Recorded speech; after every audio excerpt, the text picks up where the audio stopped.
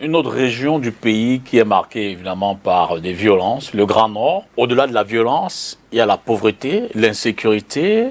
D'ailleurs, c'est avec beaucoup de joie qu'on a appris ce soir la libération de 10 otages sur une quinzaine qui ont été enlevés il y a quelques jours déjà. Malheureusement, un otage est décédé. Une famille qui avait eu 5 enfants pris en otage. Alors, pour cette région-là, quel levier utiliserez-vous qui c'est peut-être pour restaurer la dignité des populations en un an, comme vous l'avez annoncé dans votre programme? J'aimerais dire deux choses. Aux dernières nouvelles, c'est vrai, ces otages ont été libérés. Je trouve que c'est dramatique ce que nous vivons dans notre pays, ce que ces populations vivent. Et j'aimerais saluer toutes ces familles qui ont souffert pendant autant de jours. Et j'avais pas l'information que l'un des otages est décédé. J'étais en chemin pour ici depuis Yaoundé, mais j'aimerais exprimer toutes mes condoléances à la famille si durement éprouvée. J'aimerais aussi profiter de cette antenne parce que c'est un plaidoyer que j'ai personnellement eu très souvent avec les prises d'otages et tout ce qui va avec au niveau du nord-ouest et du sud-ouest. S'il vous plaît, quand il y a prise d'otages, c'est quelque chose de sérieux. Ça ne se règle pas avec le buzz sur Facebook ou sur les réseaux sociaux. Ça ne se règle pas en lançant des cagnottes pour payer des rançons. C'est pas comme ça que ça se fait. Je sais qu'on a un gouvernement qui est peu réactif et qui ne communique pas. Mais quand on commence à lever des fonds, ces terroristes sont aussi sur Facebook et ils voient ce qu'on est en train de faire. Et c'est un danger pour tous ceux qui sont pris en otage. Et ça rend la situation beaucoup plus complexe.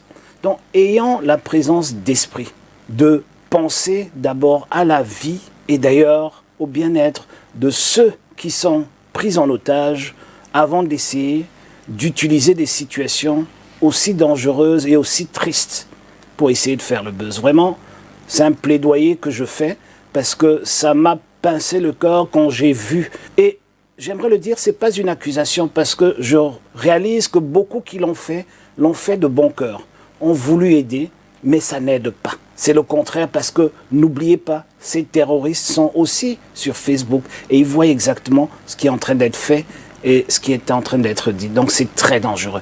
Maintenant, pour ce qui se passe avec Boko Haram dans l'extrême nord et la précarité, j'aime pas parler de pauvreté parce que c'est un terme péjoratif et relatif, mais cette précarité qui est omniprésente doit être combattue. D'accord. Et, M. Tongo, j'aimerais dire ici quelque chose qui me tient à cœur parce que je m'en voudrais si je pars d'ici sans le dire. Il ne s'agit pas d'une précarité géographique ou sociologique ou économique. Il s'agit d'une punition politique.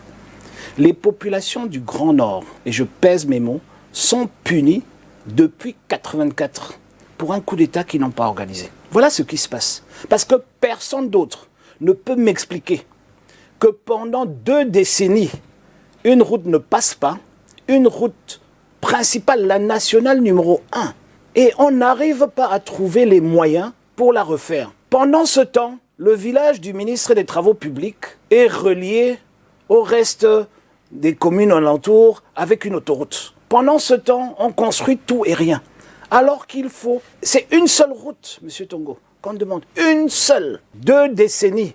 On n'arrive pas à la refaire. C'est de la méchanceté. M. Biya est allé faire des promesses de campagne dans le Grand Nord. Il a promis, je ne sais plus combien, 3 000 ou 5 000 puits. Dernièrement, quand j'y étais, on me montrait des poteaux pleins en blanc qu'on a plantés là il y a 10 ans, je ne sais plus combien de temps. On a dit que le puits va venir, en fait le forage va venir là, il n'est jamais venu. Je crois que sur les 5 000 forages qu'il avait promis, ou 10 000 forages, je ne sais plus combien c'était, il n'y en a même pas 1 ou 2 qui ont été réalisés. D'accord. Donc, il ne faut pas grand-chose, mais surtout, il faut comprendre une chose, et c'est là où je dis que ce régime est méchant. Et il est méchant, quand je dis le régime, ce n'est pas des gens d'une autre tribu, hein. Ce sont les élites du Grand Nord qui font partie de ce régime, qui savent toutes que, par exemple, il n'y a aucune raison, à part la méchanceté politique, de couper le réseau interconnecté nord de celui du sud. Aucune. Voilà qu'en 2025, M. Tongo, on se trouve dans le Grand Nord avec 5% de la production nationale d'énergie électrique pour couvrir plus de 22% de la population. Et même 22%, je suis gentil, parce que c'est beaucoup plus. En 43 ans, aucune unité de production n'a été mise sur pied dans le Grand Nord. Aucune.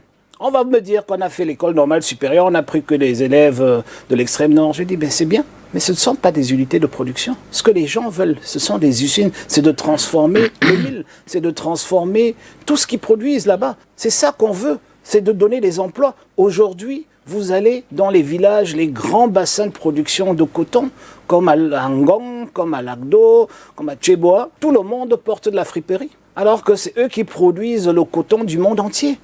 Donc il faudrait, à un moment donné, que ça s'arrête. Comment nous restaurer ça en un an? La première des choses, c'est qu'il faut un plan Marshall. Okay. Il faut reconnaître, comme je le reconnais, qu'il y a une méchanceté de 40 ans. Il faut reconnaître qu'il y a une précarité omniprésente. Et donc, il faut reconnaître qu'il faut investir beaucoup plus dans ces 3 régions-là que dans les autres régions. Parce que cet équilibre qu'on essaye de faire dans nos investissements, c'est ça qui accentue, au fait, cette stigmatisation, cette marginalisation. Donc il faut corriger ça. Vous ne pouvez pas continuellement construire des routes chez vous alors que 3 régions n'en ont aucune. Il faut arrêter. Il faut qu'on commence à devenir sérieux. Qu'on ne prend pas des gens comme si c'était nous la locomotive, eux ils étaient dans le wagon. C'est eux la locomotive, c'est eux qui sont en haut, nous sommes derrière à la queue de ce pays. Donc quand eux ils souffrent, nous on souffre 2 fois plus. Et j'aimerais dire, tout comme dans ce qui se passe dans le nord-ouest et le sud-ouest, avec Boko Haram, j'ai été le premier et peut-être l'unique, avec le ministre de la Défense politique, qui est allé au front de Boko Haram pour aller toucher du doigt les réalités. 2014, au début, quand c'était très dangereux. Et c'était une expérience formidable. Parce qu'au fait, le récit de Yaoundé n'était pas juste. Et en tant que député de l'opposition, j'ai eu le bon récit sur le terrain.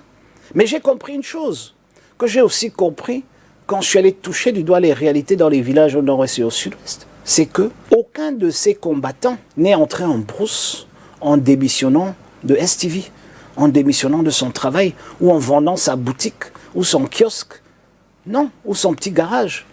Tous ont été recrutés dans la désolation et le chômage. Et donc, si vous voulez combattre tout ce qui se passe là-bas, commencer à combattre contre le chômage des jeunes. Joshua aussi et le SDF considèrent le sous-emploi et le chômage des jeunes comme une affaire de sécurité nationale. Ce n'est pas une affaire sociale, encore moins une affaire économique, c'est une affaire de sécurité nationale. Et donc il faut se donner les moyens. Dans ce programme, je propose plusieurs pistes. L'industrialisation du Grand Nord pour la transformation agricole, l'industrialisation pour utiliser le Grand Nord seul, a la capacité au niveau de l'énergie solaire, qui est renouvelable bien sûr, de produire 30 000 mégawatts pour ce pays. Okay. Nous sommes là en train de faire des barrages qui coûtent des milliards et des milliards et des milliards pour être, on est aujourd'hui à 3 000 mégawatts. On pourrait avoir 10 fois plus si on orientait nos ressources là où l'énergie est. Le soleil. Nous avons un projet qui a été lancé dans les années 70, qui s'appelle Transaqua, c'est-à-dire c'est de prendre de l'eau du bassin du Congo pour le mettre dans le lac Tchad. Vous savez bien, monsieur Tongo, aujourd'hui, le bassin du lac Tchad, qui est source de grande précarité, d'où Boko Haram tire ses ressources humaines et tout le reste où ils ont leur QG. Ce bassin du lac Tchad, c'est 50 millions de personnes. Les gens en parlent comme si c'est plus que tout le Cameroun. Le lac Tchad autour, là, c'est plus que la population du Cameroun. C'est 50 millions de personnes entre Djamena, Maïgodoy et jusqu'à Dradez en redescendant. Et donc, il faut comprendre que tant qu'on ne trouve pas une solution, aujourd'hui, le lac Tchad a perdu 90% de son eau. Et si le lac Tchad perd les 10% qui restent, c'est une explosion qu'on verra, qu'on ne pourra pas contenir.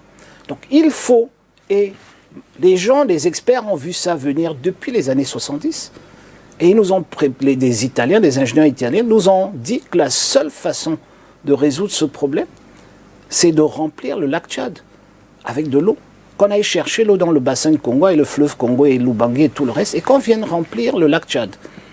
Ça ne réduirait pas la quantité d'eau dans ces 2 grands fleuves et 2 grands bassins, mais ça redonnera vie à 50 millions de personnes. Donc si on veut définitivement sortir de la précarité dans cette région, il faut accélérer ce projet. ensemble avec la RDC, avec la RCA, avec le Tchad, avec le Nigeria, avec le Niger. C'est pour cela que la commission de bassin du lac Tchad existe. Il faut renforcer le plaidoyer pour investir massivement dans ce projet qui, d'ailleurs, va développer la moitié de la Centrafrique aussi et toute la sous-région.